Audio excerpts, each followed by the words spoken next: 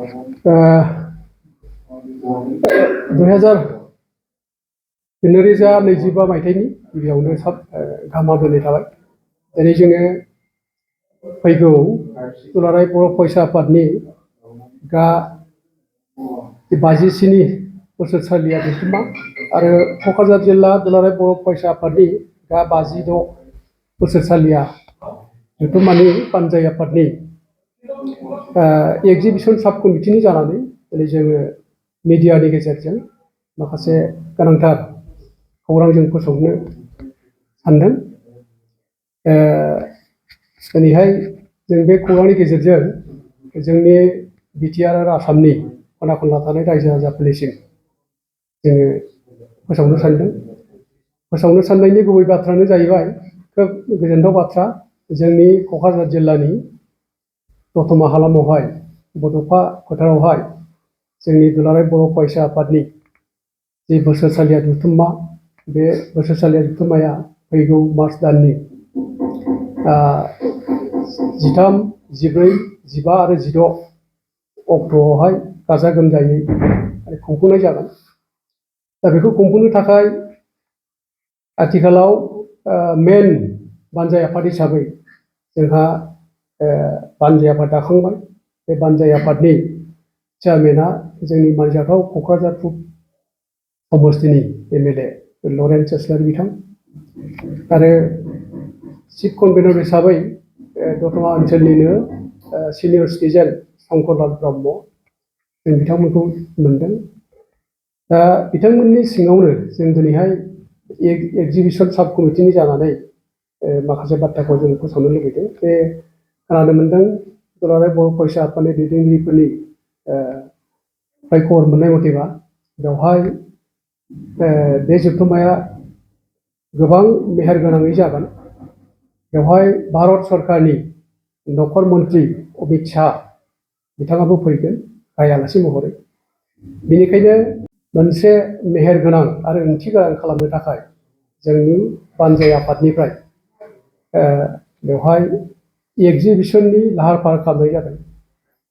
बेनिखायनो दिनैहाय जोङो एग्जिबिसन साब कमिटिनिफ्राय जोंनि साफ्रोमबो रायजो राजा आरो सोरखारि माखासे बिफानफोर, बे बिफानफोरनिसिम जोङो फोसावनो लुबैदों जे बेवहाय स्पेसियेलि एग्जिबिसनखौ लाहार फाहार खालामनाय जादों आरो बे एग्जिबिसनाव स्पेसियेलि जोंनि बर' हारिनि माखासे हारिमुनि बाथ्रा, माखासे ट्रेडिसननि बाथ्रा, बेजों लोगोसे गुबुन गुबुन डिपार्टमेन्टनि माखासे क्रिएटिभ एक्टिभिटिसखौ बेहाय दिन्थिफुंनाय जागोन। बेनिखायनो दिनैनि बे मिडियानि गेजेरजों साफ्रोमबो रायजो राजा आरो सोरखारनि बिफाननि गासैबो बिबानगिरिफोरनिसिम जों खावलायनो सानदों, गोसो जानाय साफ्रोमबो रायजो राजाफ्रा जाहाथे बे एग्जिबिसनाव बाहागो लानो हायो, बे एग्जिबिसनाव बाहागो लायो आरो लोगोसे बिफानारि बिबानगिरिफ्राबो बे एग्जिबिसनाव बाहागो लानायनि थाखाय जों दिनै जे एग्जिबिसन साब कमिटिनि थाखाय जों हांख्रायदों। दा बेवहाय बुंनांगौ बाथ्राया जों दिनै एसे स्पष्ट भाबै बुंनो लुबैदों जे दिनैनिफ्रायनो जाय बिथांमोनहा बे एग्जिबिसनाव बाहागो लानो गोसो जादों, बिथांमोनहा एग्जिबिसन स्टलनि थाखाय बिथांमोनहा थाबैनो जाहाथे बुकिं खालामो आरो बुकिं खालामनायनि थाखाय माखासे नियम निति, बेखौ जोङो माखासे साननि उनाव जोङो फोसावगोन। बेवहाय जोंहा मेन बडि दङ बा मेन बानजाय आफाद दङ।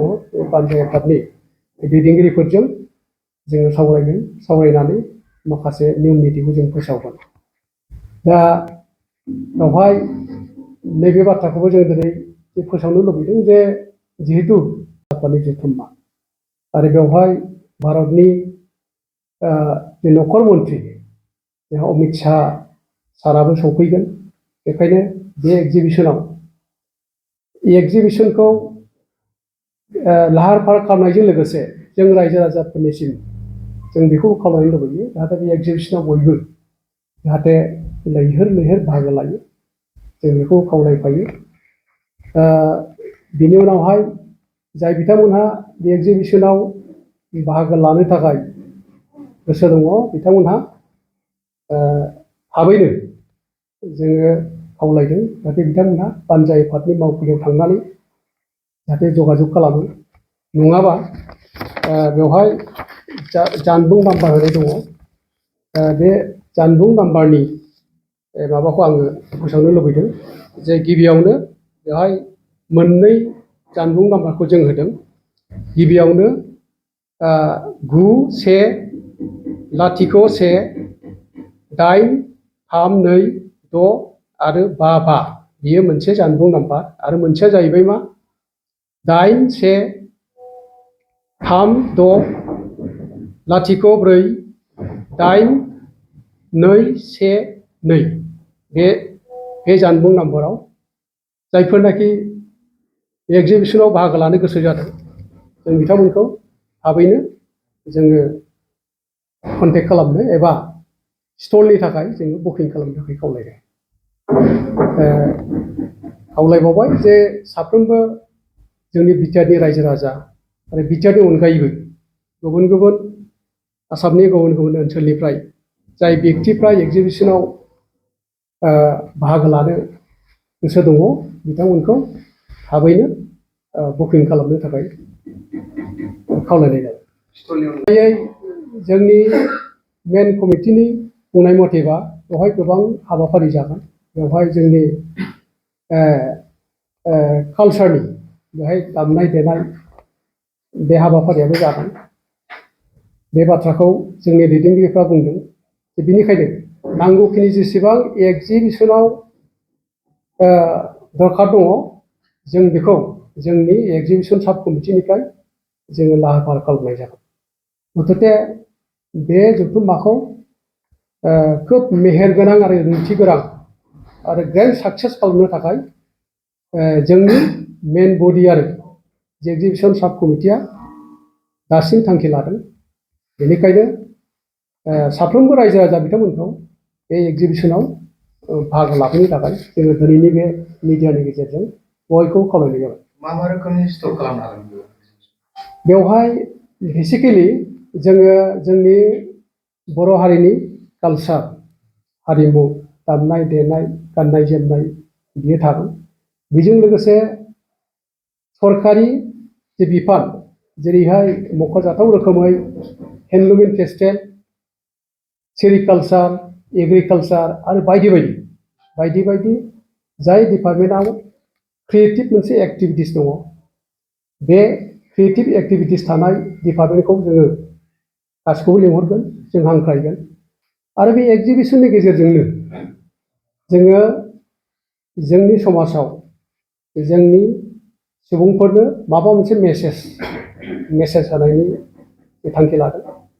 बे मथेनो जोङो बे एग्जिबिसनखौ खमबाबो जोङो 300निबो बारा स्टल जोङो बेवहाय जायगा होनाय जागोन। जों आसा खालामदों निस्सय रायजो राजाफ्रा दिनैनि बे मिडियानि गेजेरजों फोसावनायखौ मोननाय लोगो लोगो जाहाथे थाबैनो जगाजग लायो जों बेखौनो आसा खालामदों।